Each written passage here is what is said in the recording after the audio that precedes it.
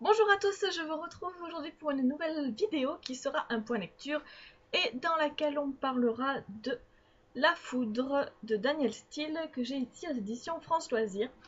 Alors c'est un livre que j'ai emprunté à ma mère parce que pour le challenge des 4 maisons, vous savez de la coupe des 4 maisons sur lesquelles je me suis inscrite, il y avait un challenge éphémère qui était de lire un livre entre le 1er novembre et le 5 novembre qui traite de la mort ou de la maladie.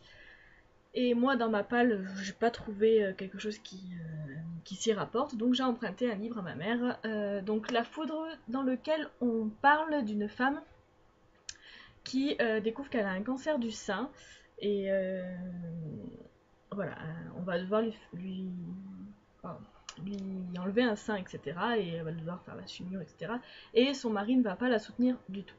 Voilà, en gros le résumé. C'est pas vraiment le genre de livre que je lis habituellement et c'est peut-être pour ça que ça m'a pas non plus hyper voilà, ça m'a pas transcendé. Euh, c'est bien écrit, ça se lit vite, c'est agréable à lire, il n'y a pas de souci là-dessus. Après voilà quoi, je sais pas trop quoi dire de plus. Euh, L'histoire en elle-même est bien, j'ai beaucoup aimé Alexandra, sa force de caractère, etc. Son mari beaucoup moins forcément, parce que voilà. Euh, et par contre, hyper déçu par la fin.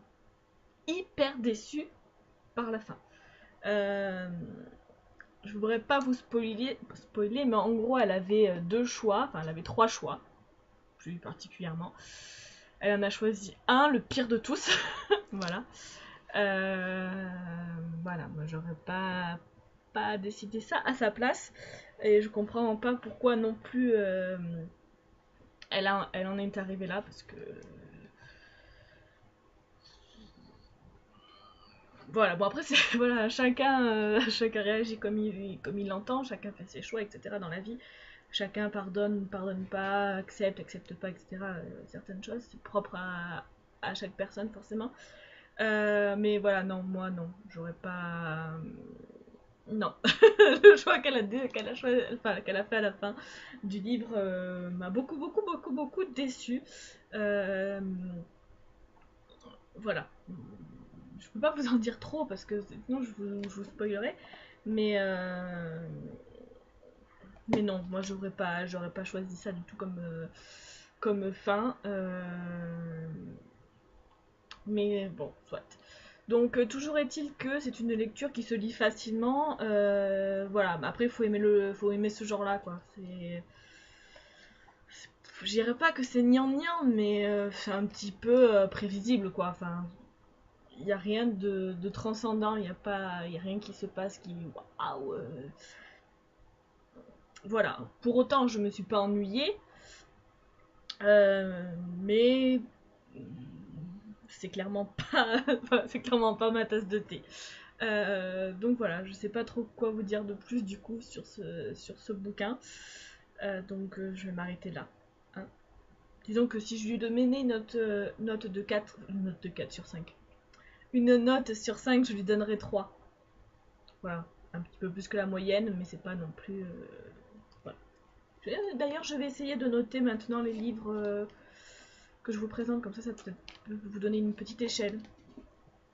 Sur 5. Voilà, donc celui-là, je lui donnerai 3. Voilà. Et donc, voilà, c'est tout. Hein. J'ai commencé Psy Changeling, le tome 1 Esclave d'essence de Nalini Singh aux éditions Milady. Donc c'est mon prochain point lecture sera sûrement sur celui-ci parce que j'ai lu une centaine de pages et j'aime beaucoup. Donc voilà, je pense que ce sera pas un livre que j'abandonnerai, etc. Et de toute façon, les livres que j'abandonne, je vous les présente aussi. Donc bon, prochain point lecture, ce sera sur celui-ci. Et bien, il me reste à vous souhaiter une bonne journée, une bonne après-midi, une bonne soirée, un bon mois de novembre, et à vous faire des bisous. À la prochaine!